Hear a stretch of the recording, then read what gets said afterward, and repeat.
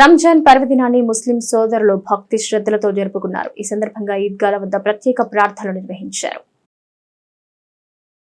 రంజాన్ పర్వదినాన్ని ముస్లిం సోదరులు భక్తి శ్రద్ధలతో జరుపుకున్నారు. ఈ సందర్భంగా ఈద్గాల వద్ద ప్రత్యేక ప్రార్థనలు నిర్వహించారు. వేలాది మంది ముస్లింలు ఈద్గా వద్ద ప్రార్థనల్లో పాల్గొన్నారు. పరస్పరం శుభాకాంక్షలు తెలుపుకున్నారు. మతాలకు అతీతంగా ముస్లిం సోదరులకు పలువురు శుభాకాంక్షలు తెలిపారు. వివిధ రాజకీయ పక్షాల నాయకులు ప్రార్థనల్లో పాల్గొన్నారు. ఆధ్యాత్మికంగా ఎంతో ప్రాముఖ్యం ఉన్న రంజాన్ మాసం ప్రత్యేక ప్రార్థనలు, కఠిన ఉపవాస దీక్షలు, దాన ధర్మాలు, ఆధ్యాత్మిక సందేశాలతో ముగిసింది. మహమ్మద్ ప్రవక్త ప్రవచనాల ప్రకారం మానవులను కష్టాల నుంచి కాపాడేందుకు ఈ మాసాన్ని సృష్టించినట్లు చరిత్ర చెబుతోంది. ఈ మాసంలో రోజుకు 5 పర్యాయాలు నమాజ్ తో పాటు ప్రత్యేక ప్రార్థనలు చేస్తారు. పవిత్ర మాసంలో దాన ధర్మాలకు కూడా ప్రత్యేకమైన స్థానం ఉంది. రంజాన్ మాసంలో సూర్యోదయం కంటే ముందు నుంచే సూర్యాస్తమయం వరకు కఠోర ఉపవాస దీక్ష చేపడతారు. వయస్సు తారతమ్యం లేకుండా అందరూ భక్తి శ్రద్ధలతో ఉపవాస దీక్షల్లో ఉంటారు. ఉపవాస దీక్షలలో బలహీనతలు, వ్యసనాలను జయించొచ్చని ఇస్లాం మత గురువులు చెప్తారు. ఉపవాస దీక్షలు సహారితో ప్రారంభమై ఇఫ్తార్ తో ముగుస్తుంది. ఈ ప్రార్థనల్లో టీడీపీ ఎమ్మెల్యే అభ్యర్థి కొల్లు రవీంద్ర, ఎంపీ అభ్యర్థి బాలశౌరి, వైసీపీ అభ్యర్థి పేర్నికిట్టు, ఎంపీ అభ్యర్థి డాక్టర్ సింహాద్రి చంద్రశేఖర్, పలు రాజకీయ పార్టీ నాయకులు పాల్గొన్నారు.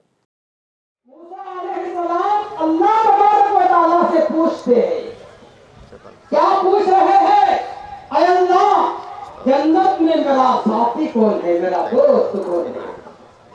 मूसा अलैहिस्सलाम का दोस्त कौन रहेगा जन्नत में? क्या तुम नहीं रहेंगे?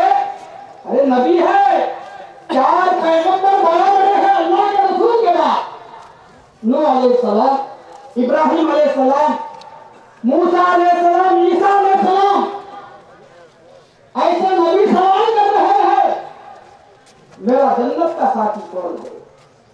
अल्लाह तबारक व तआला ने कहा कि मार्केट में जो दुकान है, गोश्त का जो मार्केट है, उसमें जो दुकान है, इसमें जो आखिरी दुकान है गोश्त की दुकान, वो कसाब तुम्हारा दोस्त है जन्नत में, वो तुम्हारे साथ रहेगा। ఆలోచన మనందరం మంచి స్నేహభావంతో ఉండి ప్రపంచం శాంతిగా ఉండాలని, అందరం కూడా ఒక సోదర భావంతో ఉండాలని మనస్ఫూర్తిగా కోరుకుంటూ మీ అందరికీ ఈద్ ముబారక్. ఇందాక మన పెద్దలు ఇక్కడ ఉన్నటువంటి ఈద్గా గురించి చెప్తూ ఎన్నో సంవత్సరాల నుంచి ఇక్కడ కాంపౌండ్ వాల్ సమస్య ఉంది. ఇది చాలా పవిత్రమైనటువంటి స్థలం. మరి గేదెలు కానీ ఎటువంటి ఏమీ లేకుండా దీన్ని కాపాడుకోవడం కోసం ఒక కాంపౌండ్ వాల్ కావాలని చెప్పేసి ముస్లిం పెద్దలు సోదరులంతా కూడా అడిగారు. తప్పకుండా అది 10 లక్షలు కానీ, 20 లక్షలు కానీ, 30 లక్షలు కానీ వచ్చే సంవత్సరంలో మీకు కాంపౌండ్ వాల్ నిర్మిద్దామని చెప్పేసి సందర్భంగా మీ అందరినీ కోరుకుంటూ మరి ఒక్కసారి మీ అందరూ కూడా మనస్ఫూర్తిగా రంజాన్ శుభాకాంక్షలు. ఈద్ ముబారక్. అందరికీ రంజాన్ శుభాకాంక్షలు.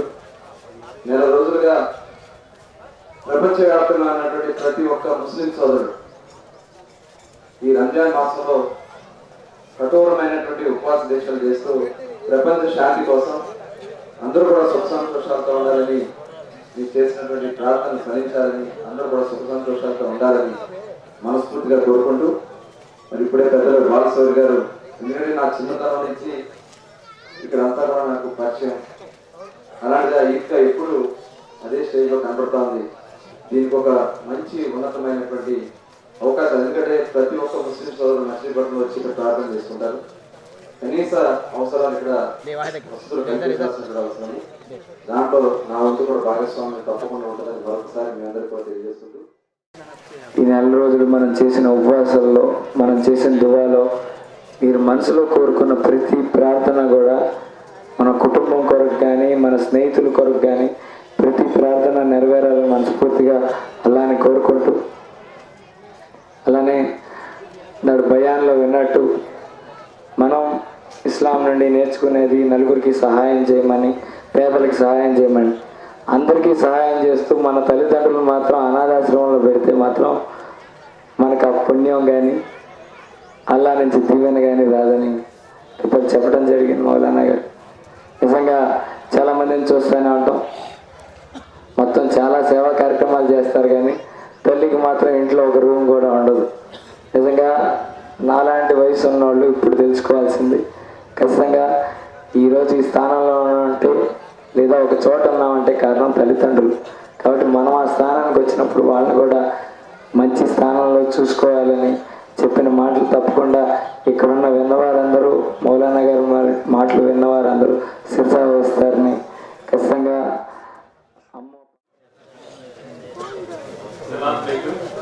रमजान को ईद मुबारक।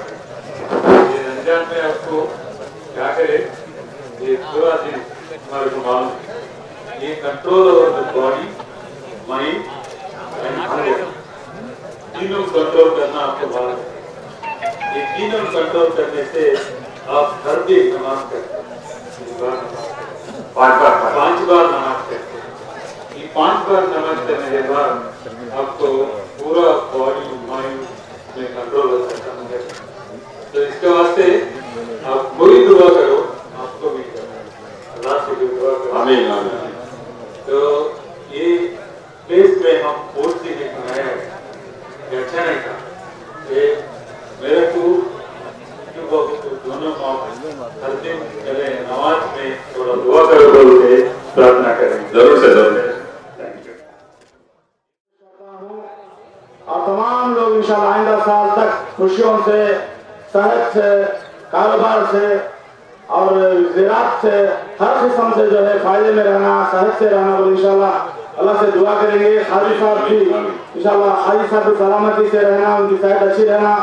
ईदगाह की जो कमेटी काम करती है वो तमाम लोग सेहत से रहना, हम दुआ करेंगे इंशाल्लाह। सियासत से की बात नहीं है यहाँ पर, मगर अल्हम्दुलिल्लाह अच्छे रोजा आना, अच्छे दिन आना, मुसलमानों को हिंदुस्तान में सर उठा के फखर से अच्छे से जीने का वक्त आना, कोई किसी के सामने झुकने का नौबत अल्लाह ताला नहीं लाना, बल्कि हर मुसलमान हिंदुस्तान में जो 40 करोड़ मुसलमान हैं सर उठा के जो है अल्हम्दुलिल्लाह जीने का वक्त ప్రముఖ సంఘ సంస్కర్త జ్యోతిరావు పూలే జయంతిని వివిధ ప్రాంతాల్లో ఘనంగా నిర్వహించారు. ఈ సందర్భంగా ఆయన విగ్రహాలకు, చిత్రపటాలకు పూలమాలలు వేసి పలువురు నివాళులర్పించారు.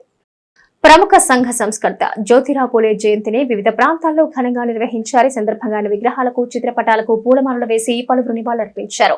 అట్టడుగు వర్గాల అభ్యున్నతికి అహర్నిశలు శ్రమించిన జ్యోతిరావు పూలే చిరస్మరణీయుడని ఈ సందర్భంగా వక్తలు పేర్కొన్నారు. మహాత్మా జ్యోతిరావు పూలే ఆశయాలు అందరికీ అనుసరణీయమని వైసీపీ ఎమ్మెల్యే అభ్యర్థి పేర్ని కిట్టు, ఎంపీ అభ్యర్థి డాక్టర్ సింహాద్రి చంద్రశేఖర్ పేర్కొన్నారు. 33వ డివిజన్లో జ్యోతిరావు పూలే చిత్రపటానికి వారు పూలమాల వేసి నివాళులర్పించారు. ఈ కార్యక్రమంలో కార్పొరేటర్ అస్గర్ తదితరులు పాల్గొన్నారు. ఈరోజు జ్యోతిరావు పూలే గారి జయంతి వేడుకలు జరుపుకుంటూ ఆయనకి ఘనంగా నివాళులర్పించడం జరిగింది. ఈరోజు మనం చూస్తున్నట్టయితే ఈరోజు ప్రతి పిల్లోడు గవర్నమెంట్ స్కూల్లో జగన్ గారి దయ వల్ల చదువుకోవడం, తక్కువ వారు కూడా అంటే పనులకు వెళ్ళే వాళ్ళు కూడా ఈరోజు పనులు మానేసి ఈరోజు చదువుకి వెళ్ళేలాగా మనం చూస్తున్నాం. కానీ ఒకప్పుడు ఇటువంటి ముఖ్యమంత్రి లేని రోజుల్లో, ఇటువంటి ఎంకరేజ్మెంట్ లేని రోజుల్లో కూడా జ్యోతిరావు పూలే గారు ఆయనే కాకుండా వాళ్ళ సతీమణి గారిని కూడా తీసుకెళ్ళి బేసిక్గా ఉమెన్ ఎడ్యుకేషన్ అనేది ఎంకరేజ్ ఆ రోజుల్లో చేయడం అనేది చాలా గొప్ప విషయం. ఎందుకంటే ఆడవాళ్ళంటే వంటింట్లోనే ఉండాలి, వంటింట్లో పనులు మాత్రమే చేయాలి, మగవాళ్ళు బయటికి వెళ్ళాలి అనుకుంటున్న ఆ రోజుల్లో కూడా ప్రతి ఒక్కరికి చదువు అనేది అవసరం. ఆడ మగ తేడా లేదు, కులాలు తేడా లేదు, అగ్రవర్ణాలు తక్కువ వర్ణాలు అనేది లేకుండా ప్రతి ఒక్కరికి విద్య అందితేనే సమాజంలో సమానత్వం అనేది వస్తుందని ఆశించి ఆ రోజు ముందుకెళ్ళిన ఆయన ఎంతమందికి ఆదర్శంగా ఆయన 1827లో పూనాలో జన్మించారు. ఆయన ప్రధాన ఉద్దేశం కుల నిర్మూలన, అంటే అగ్రవర్ణం నిమ్న వర్ణం అనేది లేకుండా నిర్మూలించడం ఆయన ముఖ్య ఉద్దేశం. రెండవది, ఆ రోజుల్లో స్త్రీలను ఎవరు చదువుకొని ఇచ్చేవాళ్ళు కాదు. స్త్రీలను ఎప్పుడు వంట గదిగే ఒక పని మనిషిగా, ఒక భారీగా అంటే చూసేవాళ్ళు కానీ గౌరవించేవాళ్ళు కానీ. అది దాని గురించి ఎక్కువగా పోరాడి ఆయన స్త్రీ అభ్యున్నతికి బాగుపడ్డారు.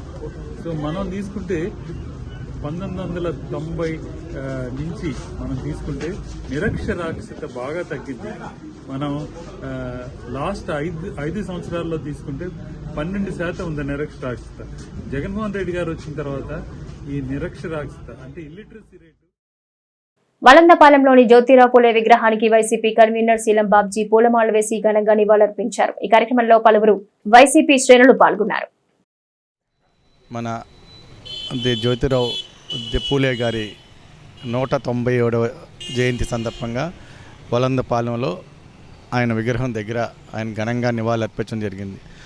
ఆయన బీసీ, ఎస్టీ, మైనార్టీలు అలాగే కులమత భేదాలు లేకుండా అన్ని వర్గాలకి ఆయన ఒక ఆదర్శంగా నిలిచి ఎన్నో మన్ననలు పొందిన నాయకుడు జ్యోతిరావు పూలే గారు. ఆయనకి ఇవాళ జయంతి సందర్భంగా ఆయన ఘనంగా ఆయనకి ఇవాళ జయంతి వేడుకలు ఇలా వలందపాలెంలో ఆయనకి జ్యోతిరావు పూలే జయంతి సందర్భంగా వలందపాలెంలోని ఆయన విగ్రహానికి పలువురు బీఎస్పీ నాయకులు పూలమాలలు వేసి ఘనంగా నివాళులర్పించారు. ఈ కార్యక్రమంలో బీఎస్పీ నియోజకవర్గ ఇన్ఛార్జ్ ఎస్ బాలాజీ, బొమ్మిడి విజయ్ తదితరులు పాల్గొన్నారు. అందరూ ప్రజలందరికీ నా జైభీములండి. ఈరోజు మహాత్మా జ్యోతిరావు పూలే 197వ జయంతి సందర్భంగా ఆయనకి ఘన నివాళులు అర్పించడం జరిగింది బహుజన్ సమాజ్ పార్టీ ఆధ్వర్యంలో. ఆయన ఆశయాలను బహుజన్ సమాజ్వాదీ పార్టీ ముందుకు తీసుకెళ్తుందని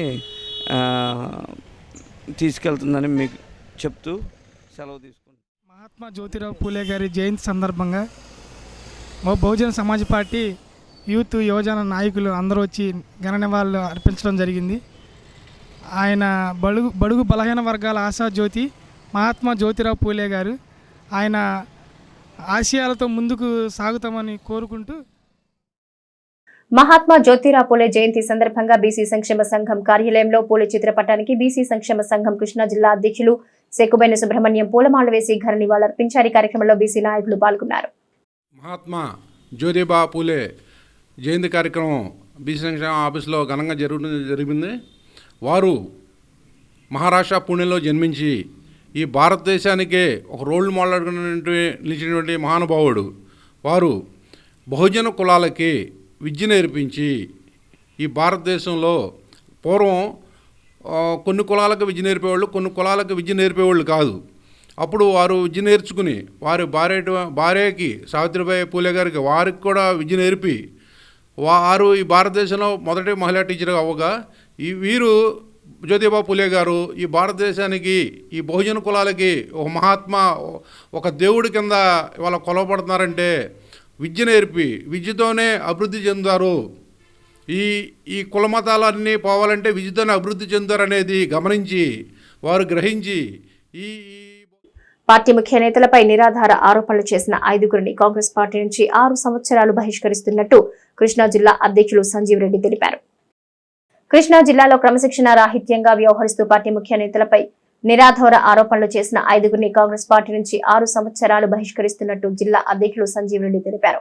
మచిలీపట్నంకు చెందిన దాదా సాహెబ్, శాంతిరాజు, కోన నాగార్జున, గన్నవరంకు చెందిన షేక్ చాంద్ బాషా, పెరణకు చెందిన కేదారేశ్వరరావులను పార్టీ నుంచి బహిష్కరిస్తున్నట్టు ఆయన తెలిపారు. తమకు టికెట్లు దక్కలేదన్న అక్కసుతో ఈ 5గురు పార్టీలో క్రమశిక్షణ తప్పి నిరాధార ఆరోపణలు చేశారన్నారు. క్రమశిక్షణ చర్యల్లో భాగంగా ఈ నిర్ణయం తీసుకున్నట్టుగా సంజీవ్ రెడ్డి తెలిపారు. బహిష్కరణకు గురైన వారితో కాంగ్రెస్ పార్టీకి ఎటువంటి సంబంధం లేదన్నారు. పార్టీలో ఉన్న నేతలు వీరితో సత్సంబంధాలు పెట్టుకున్నట్టు తెలిస్తే వారిపై కూడా ఇటువంటి కఠిన చర్యలే ఉంటాయని సంజీవ్ రెడ్డి హెచ్చరించారు. కృష్ణా జిల్లా కాంగ్రెస్ పార్టీ అసెంబ్లీ అభ్యర్థులు ప్రకటించిన నాటి నుండి ఈనాటి వరకు కూడా మీడియాలో, పేపర్లో మీరు చూస్తూ ఉన్నారు.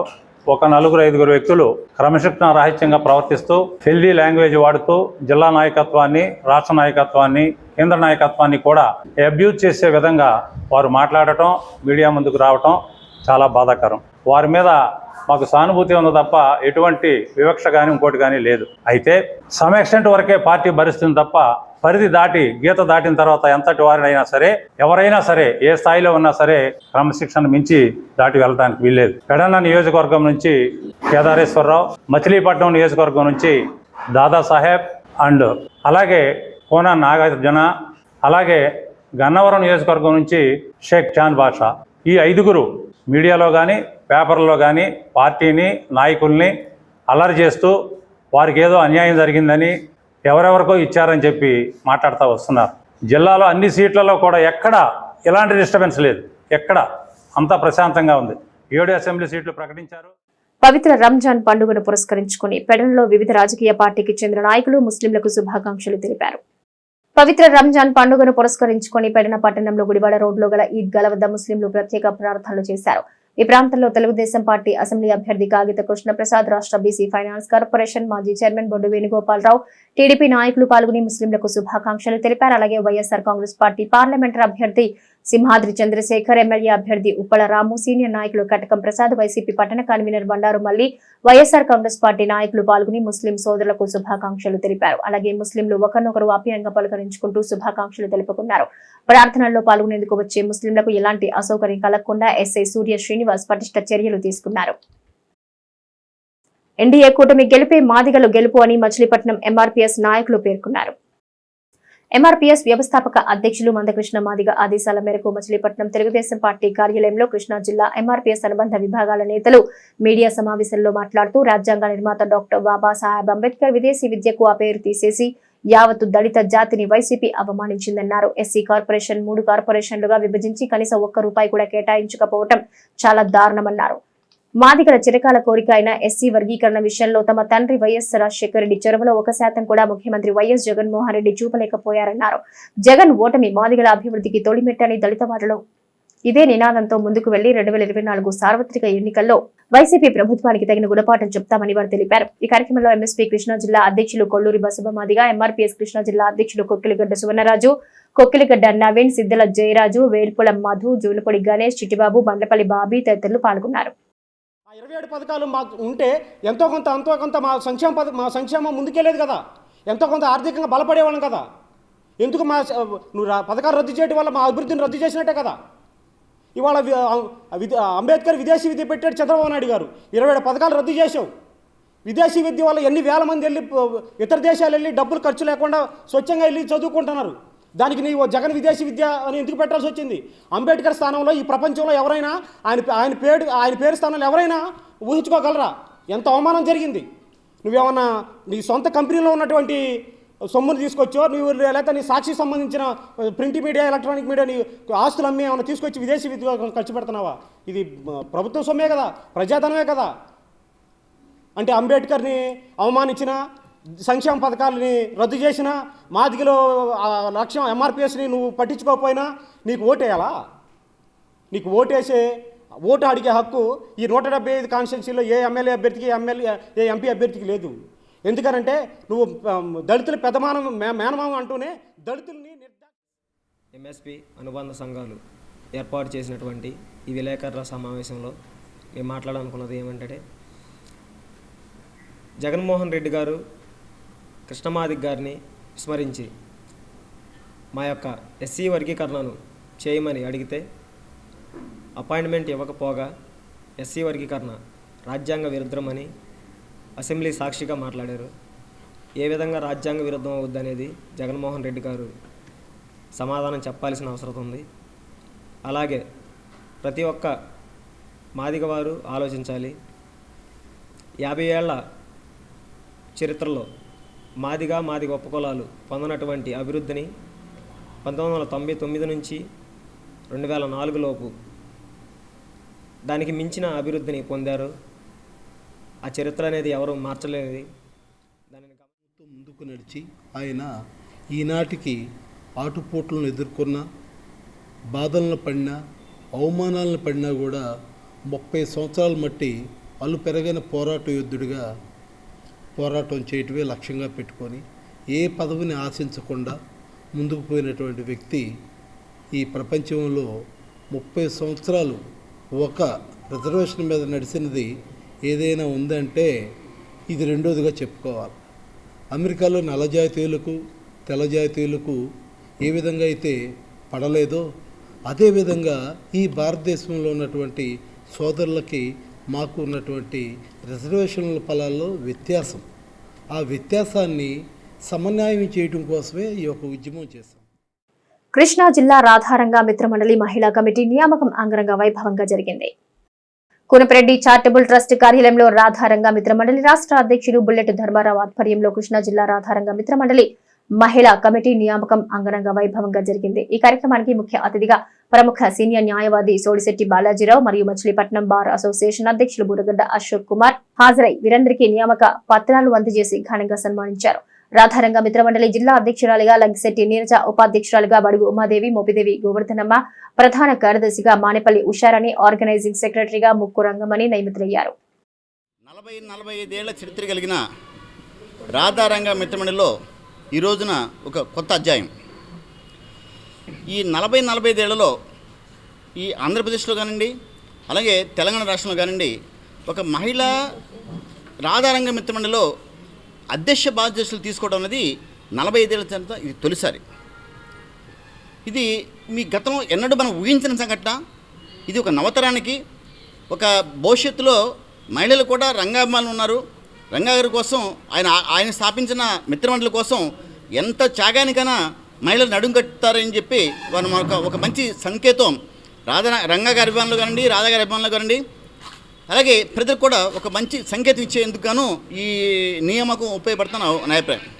మా సోదరి లంకిశెట్టి నీరజ్ గారు నా బాగా తెలిసిన వ్యక్తి, మా పిల్లడి గారి మరదలు. వీళ్ళు మంచి ఫ్యామిలీ నుంచి వచ్చి వీళ్ళ తండ్రి గారు సుబ్బారావు గారు తెలుసు, వీళ్ళ మామగారు తెలుసు, 2 కుటుంబాలు నాకు బాగా తెలుసు. గత 40-30 ఏళ్ళ మధ్య బాగా తెలిసిన విషయం. సత్యనారాయణ గారు వీళ్ళిద్దరు బాగా తెలిసిన విషయం. ఈ 2 కుటుంబాలను బాగా తెలిసిన గత 30 ఏళ్ళ మధ్య తెలిసిన. ఈవిడ గత 10 ఏళ్ళ మధ్య నుంచి రాజకీయాలకు వచ్చారు. ఈ రోజున పవిత్ర రంజాన్ సందర్భంగా ముస్లిం సోదరులకు, అలాగే ఈరోజు జ్యోతిరావు పూలే గారి జయంతి సందర్భంగా మచిలీపట్నంలో కొత్త వరుడి సృష్టించాలనే ఉద్దేశంతో రాధారంగ మిత్ర మండలి మహిళా కమిటీని నియమించినందుకు వాళ్ళు చాలా ఆనందపడుతున్నాను. నేను ఎప్పటి నుంచో ఆశయం మచిలీపట్నమే కాదు అన్ని చోట్ల కూడా మహిళలను భాగస్వామి చేయాలని. అలాంటిది ఈ రోజున మన గౌరవనీయులైన మాకు అండగా ఎప్పుడు ఉండే సోడిశెట్టి బాలాజీ గారు కానీ, మరి గత 4 రోజుల క్రితమే బార్ అసోసియేషన్ అధ్యక్షుడు ఎన్నికైన మా సోదరుడు మరో మిత్రుడు బోరగడ్డ అశోక్ కుమార్ గారు కానీ ఈ యొక్క కమిటీకి ముఖ్య అతిథులుగా వచ్చారు. లంకిశెట్టి బాలాజీ గారు కూడా ముఖ్య అతిథి, ఆయన అనివార్యం వలన రాలేకపోయారు. అలా కనీసం ఈ రోజున ఇంతమంది వచ్చినందుకు వాళ్ళందరూ కూడా నా హృదయపూర్వకంగా ధన్యవాదాలు తెలియజేస్తూ, రంగా గారు ఒక కులానికి చెందిన వాళ్ళు కాదు, అన్ని కులాల్లో ఉన్నారని నిదర్శనం. ఈ రోజున అధ్యక్షురాలుగా మా లంకిశెట్టి నీరజ గారిని, అలాగే బీసీ నాయకురాలు తర్వాత నా రెసిడెంట్గా ప్రమాణ స్వీకారం చేసిన తర్వాత రాధా రంగా మిత్ర మండలి వారు చేసిన నూతన కార్యక్రమం, మొదటి కార్యక్రమం ఇదే. రాధా రంగా మిత్ర మండలి అంటే బుల్లెట్ ధర్మ గుర్తుకొచ్చాడు. అసలు బుల్లెట్ ధర్మ అంటే బుల్లెట్ ఎందుకు పేరు వచ్చింది అంటే, ఆ రోజుల్లో బుల్లెట్ మీద రంగా గారిని తిప్పిన వ్యక్తి మన బుల్లెట్ ధర్మ. మరి నాకు తెలిసి మేము తిరుగుతున్న రోజుల్లో బందర్లో ఏదైనా కార్యక్రమం, రాధా రంగా మిత్ర మండలి కార్యక్రమం ఏదైనా చెయ్యాలంటే బుల్లెట్ ధర్మానే. ఎక్కడ రాష్ట్రం మొత్తం మీద మారుమూలు ఎక్కడికి వెళ్ళినా మచిలీపట్నంలో రాధా రంగా మిత్ర మండలి కార్యక్రమం అంటే బుల్లెట్ ధర్మం గుర్తుకొస్తారు. అలాంటి కార్యక్రమం ఇది. ఏదేమైనా ప్రతి పొలిటికల్ పార్టీలు అందరూ కూడా రాధా రంగా మిత్ర మండలి ఎలక్షన్ ముందు గుర్తుకొస్తాయి. వాళ్ళకి రంగా గారి ఫోటో ముందుకు వస్తుంది. సత్యసాయి బాబా 99వ జన్మదినోత్సవాన్ని పురస్కరించుకుని శ్రీ సత్యసాయి సేవా సమితి శ్రీ సత్యసాయి అఖండ జ్యోతి కార్యక్రమాన్ని ప్రారంభించారు. భగవాన్ శ్రీ సత్యసాయి బాబా 99వ జన్మదినోత్సవాన్ని పురస్కరించుకుని శ్రీ సత్యసాయి సేవా సమితి శ్రీ సత్యసాయి అఖండ జ్యోతి కార్యక్రమాన్ని ప్రారంభించారు. ఉదయం ఓంకారం సుప్రభాతం నగర సంకీర్తనతో ప్రారంభమైన కార్యక్రమం వేద మంత్రాలు, మంగళ వాయిద్యాలు, సాయి గాయత్రి మహామంత్ర మధ్య డాక్టర్ వై బాలసుబ్రహ్మణ్యం, డాక్టర్ అరుణ కాత్యాయని దంపతులు పూర్ణకుంభంతో స్వామి మందిర ప్రవేశం చేశారు. అనంతరం పాతూరి జ్ఞానేశ్వర శర్మచే విఘ్నేశ్వర పూజ, స్వామి దివ్య పాదుకాభిషేకం, అష్టోత్తర పూజ నిర్వహించగా బేతవోలు ప్రణవాశ్రమ పీఠాధిపతి స్థైర్యానంద సరస్వతి స్వామి అఖండ జ్యోతి ప్రజ్వలన చేశారు. సత్యసాయి సేవా సంస్థల జిల్లా అధ్యక్షులు కొమరగిరి చంద్రశేఖర్, సమితి మెడికల్ సమన్వయకర్త డాక్టర్ కేశవ్ ప్రసాద్, ఆధ్యాత్మిక సమన్వయకర్తలు వై సాయిబాబు, తుర్లపాటి గిరీష్ బాబు, ఎస్ బాల త్రిపుర సుందరి స్వామి వారికి ప్రత్యేక పూజలు నిర్వహించారు. సత్యసాయి సేవా సంస్థల్లో అత్యంత ముఖ్యమైనటువంటి కార్యక్రమం జ్యోతి భజనలు. స్వామి యొక్క 99వ పుట్టు పండుగని సందర్భంగా 99 రోజులు పట్టణంలో ఉన్నటువంటి వివిధ భక్తుల ఇళ్లల్లో స్వామి జ్యోతి స్వరూపంలో ఈ 99 రోజులు ఇక్కడ ఉండటం, భక్తుల యొక్క కోరికలు నెరవేర్చటము జరుగుతుంది. అయితే జ్యోతి యొక్క ప్రాశస్యము, విశిష్టత మన అందరికీ కూడా తెలుసు. అంధకారాన్ని పటాపంచలు చేసేది జ్యోతి, జ్ఞానాన్ని అందించేటువంటిది జ్ఞానజ్యోతి. స్వామి యొక్క భాషలో చెప్పాలి అంటే ఇది ప్రేమ జ్యోతి. అందరి హృదయాల్లో ప్రేమభావాలను పెంచుకుంటూ ముందుకు తీసుకువెళ్ళేటువంటిది. కాబట్టి 50 మంది భక్తులు కూడా ఈ 99 రోజులు ప్రతిరోజు జరిగే. మాజీ ఉపసభాపతి టీడీపీ రాష్ట్ర ఉపాధ్యక్షుడు బురగడ్డ వేదవ్యాస్కు రాజకీయాల్లో సముచిత స్థానం కల్పించేందుకు కృషి చేస్తానని మచిలీపట్నం జనసేన ఎంపీ అభ్యర్థి వల్లభనేని బాలశౌరి తెలిపారు. మాజీ ఉపసభాపతి టీడీపీ రాష్ట్ర ఉపాధ్యక్షుడు బురగడ్డ వేదవ్యాస్ కు రాజకీయాల్లో సముచిత స్థానం కల్పించేందుకు కృషి చేస్తానని మచిలీపట్నం జనసేన ఎంపీ అభ్యర్థి వల్లభనేని బాలశౌరి తెలిపారు. పెడన అసెంబ్లీ టీడీపీ టికెట్ ఆశించి గత కొంతకాలంగా మౌనంగా ఉంటున్న మాజీ ఉపసభాపతి టీడీపీ రాష్ట్ర ఉపాధ్యక్షుడు బురగడ్డ వేదవ్యాస్ ను జనసేన ఎంపీ అభ్యర్థి బాలశౌరి, పార్టీ నాయకులు బండి రామకృష్ణ, మాదివాల రాము తదితరులు ఆయన నివాసంలో కలిశారు. రానున్న ఎన్నికల్లో తనకు సహకరించాల్సిందిగా వేదవ్యాస్ ను కోరినట్టు సందర్భంగా బాలశౌరి తెలిపారు. వేదవ్యాస్ కు సముచిత స్థానం కల్పించేందుకు చంద్రబాబు నాయుడు, పవన్ కళ్యాణ్తో చర్చిస్తానని బాలశౌరి హామీ ఇచ్చారు.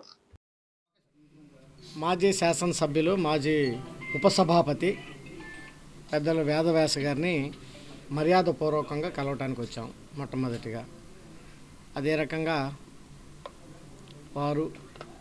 వారి ఫాదరు 1967 నుంచి ఈ ప్రాంతంలో అనేక పర్యాయాలు ఎమ్మెల్యేగా చేసి ఇద్దరు ప్రజలకు సేవలు అందించి అనేకమైనటువంటి విస్తృత పరిచయాలు కలిగినటువంటి కుటుంబం వేదవ్యాస గారి కుటుంబం అందరికీ తెలుసు. సరే, కొన్ని కారణాల దృష్ట్యా అది తెలుగుదేశం పార్టీలో వేరే వాళ్ళకి సీట్ ఇవ్వటం జరిగింది. అయితే వ్యాస గారికి కూడా ఏ రకంగా న్యాయం జరగాలి అనేటువంటి విషయం మీద చంద్రబాబు నాయుడు గారితో అలాగే పవన్ కళ్యాణ్ గారితో మాట్లాడి ఆయనకు కూడా రాజకీయంగా న్యాయం జరిగేలా చూస్తాం తప్పకుండా. సో ఆ విషయం మీద మాట్లాడాం. సో వారి మనసులో అయితే వేరే ఆలోచన ఏమీ లేదు. ప్రజలు కానీ లేకపోతే మీడియా మిత్రులకు కానీ చెప్పేది ఏంటంటే ఆయన తప్పకుండా మాతోటే ఉంటారు. సో ఈ గెలుపులో ఆయన కూడా భాగస్వామ్యులు అవుతారు, అందులో ఎటువంటి డౌటు లేదు. సో అయితే పెద్దలతో మాట్లాడాల్సినటువంటి అవసరం ఉంది. 1 or 2 daysలో నాకు తెలిసి అన్నీ సెటరేట్ అవుతాయి. అవగానే వేదవ్యాస అన్న తప్పకుండా మా గెలుపు కోసం కృషి చేస్తారు. నాకు ఆప్తులు 20 సంవత్సరాల నుంచి కూడా బాలశౌరి గారు, నేను 2004లో ఆయన ఎంపీగా, నేను శాసనసభ్యుడిగా, అప్పటి నుంచి కూడా మాకు అనుబంధం ఉంది. మరి ఫ్యామిలీ బంధుత్వం రిలేషన్ ఉంది. మాకు కావాల్సిన ఆయన ఇవాళ తెలుగుదేశం పార్టీ నుంచి జనసేన నుంచి ఎంపీగా పోటీ చేయటం చాలా సంతోషదాయకం. తెలిసిన వ్యక్తి కనుక తప్పకుండా నన్ను ఈ మధ్య కొంచెం అనారోగ్యం ఉండటం మూలంగా నన్ను చూడటానికి మరి ఎన్నికల్లో సహకరించమని అడగటానికి వచ్చారు మర్యాదపూర్వకంగా. కొన్ని సమస్యలు ఉన్నాయి, మీ అందరికి కూడా తెలుసు. అది బాలశౌరి గారికి కూడా నేను వివరించి చెప్పాను. ఆయన తప్పకుండా 2 రోజుల్లో ఎవరితో మాట్లాడాలి, ఎలా మాట్లాడాలి అనేది ఆలోచించి మాట్లాడి దానికి పరిష్కార మార్గం కూడా చూస్తామని చెప్పారు. తప్పకుండా నేను ఆయన గెలుపుకి కృషి చేస్తాను. నేను ఆయనతో కలిసి పనిచేస్తాను.